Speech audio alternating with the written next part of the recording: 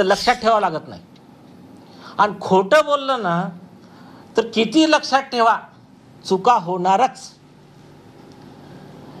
यांनी एवढं खोटं एवढ्या ठिकाणी एवढं बोलून ठेवलं आहे.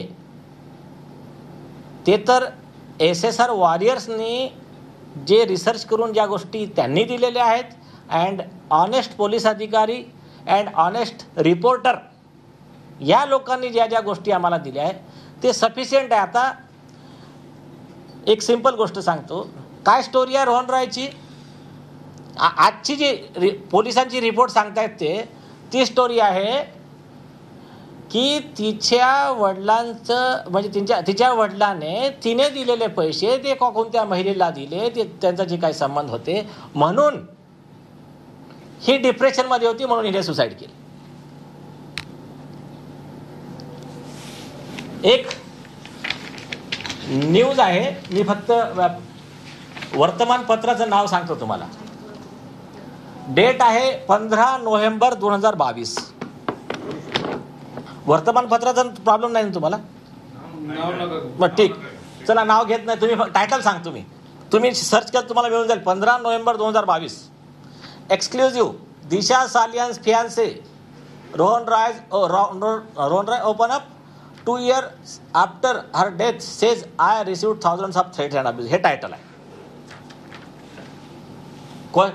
फर्स्ट क्वेश्चन आहे, a year after Disha death the Mumbai police close the probe ruling out any foul play and stated that she died by suicide. Can you tell us what happened that night? अच्छा, सबसे मोठा joke हे सांगायच्या आधी मी असं फार search केलं की भारतीय संविधानात काही असं स्पेशल प्रोव्हिजन करून ठेवलं आहे का आधी यांना, उद्धव ठाकरे जेव्हा मुख्यमंत्री होते तर त्यांच्यासाठी. तर असं मला काय असं प्रोव्हिजन असं आढळलं नाही की ज्या प्रोव्हिजननुसार उद्धव ठाकरे यांनी मालवणी पोलिसांना सेशन जजचे अधिकार दिले होते, त्यांना सेशन जजची त्यांची नियुक्ती केली होती. हा जो क्लोजर रिपोर्ट आहे हा कधी न्यायालयात गेलाच नाही. मग हा मान्य कोणी केला आणि त्याच्या आधारावर हे झालं कसं, हा एक मोठा म्हणजे रिसर्चचा विषय आहे. तर तुम्हाला जर कोणाला आढळलं की बाबा उद्धव ठाकरे साहेबांसाठी आपल्या संविधानात स्पेशल प्रोव्हिजन आहे की ते कोणालाही न्यायाधीशचे पॉवर देऊ शकतात सेशन जजचे, तर ते जरा आम्हाला कळवा तुम्ही. आणि मालवणी पोलिसांनी किंवा स्वतःहून जे पॉवर घेतले असतील असे ते तरी कळवा.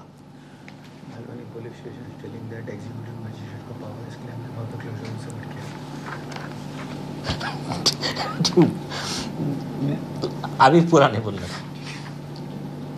दूसरा, बहुत सारी चीजें देंगे हम, सिर्फ क्या आम्ही काय फक्त वाट बघतोय.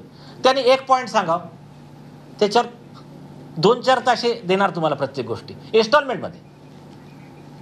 नेक्स्ट, आता याचं स्टेटमेंट आहे. तर क्लोजर रिपोर्ट कधी न्यायालयात गेलाच नाही असं म्हणत ओझा यांनी यावेळी अनेक सवाल सुद्धा उपस्थित केले.